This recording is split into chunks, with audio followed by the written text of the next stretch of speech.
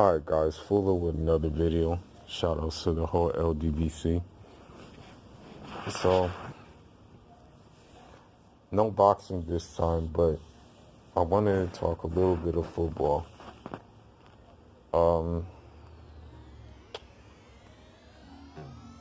African football needs a reforming wave right about now.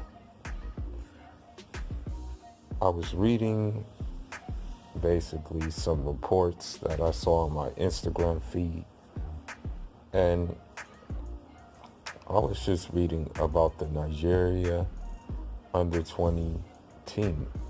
And okay, when you read about it, you're like, golly, what kind of circus are they running? You heard that there were officials in the federations taking bribes. You heard that there were officials in the federations taking kickbacks. You heard that there was officials in the federations stashing money away for their personal use. And then another thing that is really crazy is that you had the players aren't even under 20. A lot of the times those players are older than 20. And it's not just Nigeria doing it. It's like a lot of West African countries are doing it with these under 17 tournaments, with these under 13 tournaments, whatever the case may be. I mean, and one of the sure ways to know that they're over 20 is you have to just look at the place they're playing at. I mean, a lot of these players that they get for these tournaments, for the World Cup, for example, the under 20 World Cup, a lot of these players are playing in these like countries that, sure, the football, or as they say in the United States, soccer is their number one sport, but it's just not, they're not competing on like the high level European soccer, basically. So, I mean, I was looking at the players. You have players who are playing in like places like Serbia. You have players who are playing in places like Norway. You have players who are playing in domestically. And so you look at these things and you say, well, you know, where are your other prospects who are like maybe playing in academies in, you know, in Europe, like in the high class academies? Like, why not try to make a offer to them? And then another issue is you even have coaches not getting paid. You have staff not even getting paid. I mean, this is not a good look at all. I mean, you can't expect to win anything if the machine behind you is, the parts are missing and there's problems with that machine. So, I mean, there was one reporter in Ghana, I forgot his name, but shout outs to him. You know, he wears a mask because he feels that his life may be in jeopardy. You know, because he actually came out with a documentary exposing like the corruption in African football. And that's the whole thing about this situation.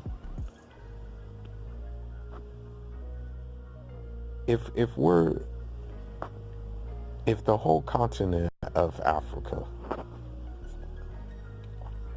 is to compete on the world level, it really starts at home. It really does. I mean, and this is nothing against foreign coaching. I have nothing against that. But if we keep on relying on foreign coaching, if we keep on being corrupted with our practices, if we keep on basically neglecting the infrastructure which needs to be built in order for us to move ahead, then it's not going to work. It really isn't. And I mean, I don't like reading stories like that, man. About individuals taking kickbacks, about individuals taking bribes and things like that, about individuals even setting up fake sponsorships to get money, to take money for themselves. I mean, like,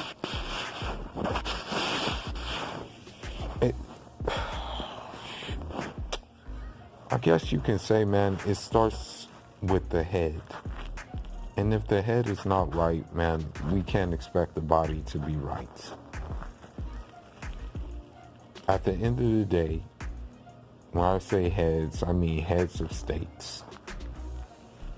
And the reality is a majority of these African leaders are corrupt and don't give a care about these kids. That's why, you know, European teams are able to snatch these kids up at a young age, because the reality is this: Europe simply offers better accommodation, better education, and better player development.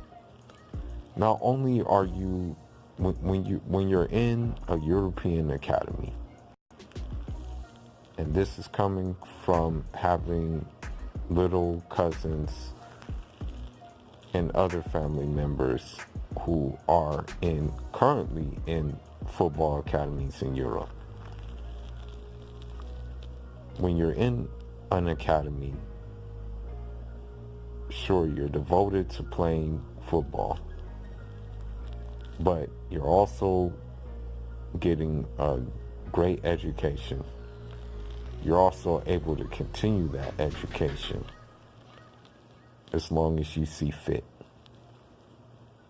Now, granted, the plan is to bring you to the pro ranks. That's ideally, initially the plan.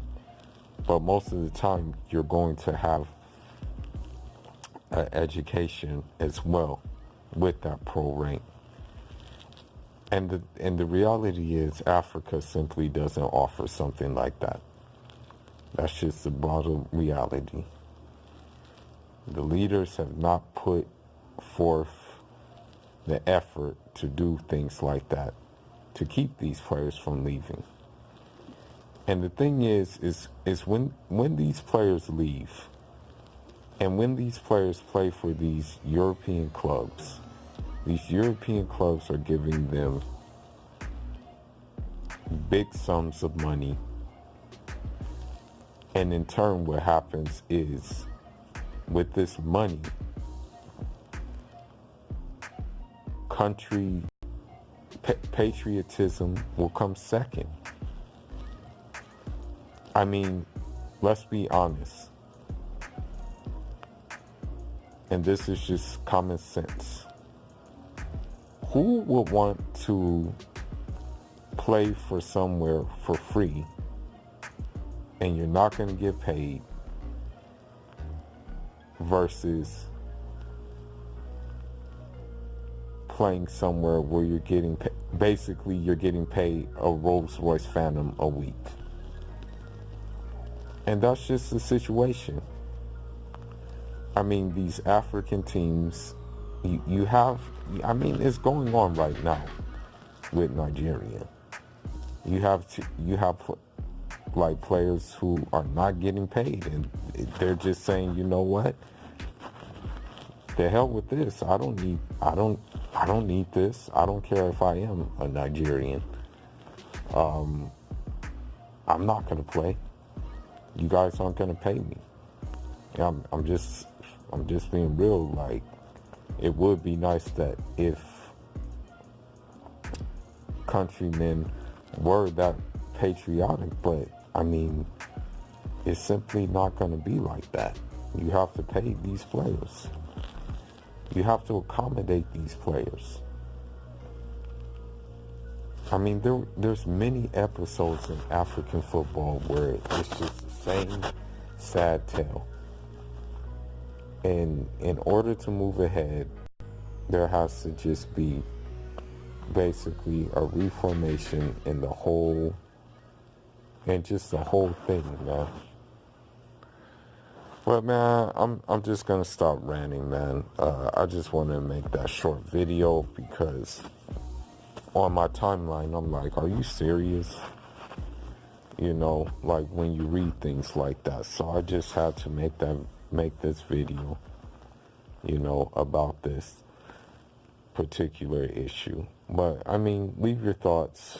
Let me know what you think needs to be done for African soccer to move ahead in order for an African team to possibly be in the final at a World Cup. And you know, granted, my folks are in West Africa. You know, I wouldn't care what country would make it to a final in the World Cup, as long as it's an African team, man. I wouldn't care if my country made it. I wouldn't care if Nigeria made it. I wouldn't care if Togo make it. But just something has to give, man. Really and truly. But Fool is signing out. Leave your thoughts. Off to the next one. Njada.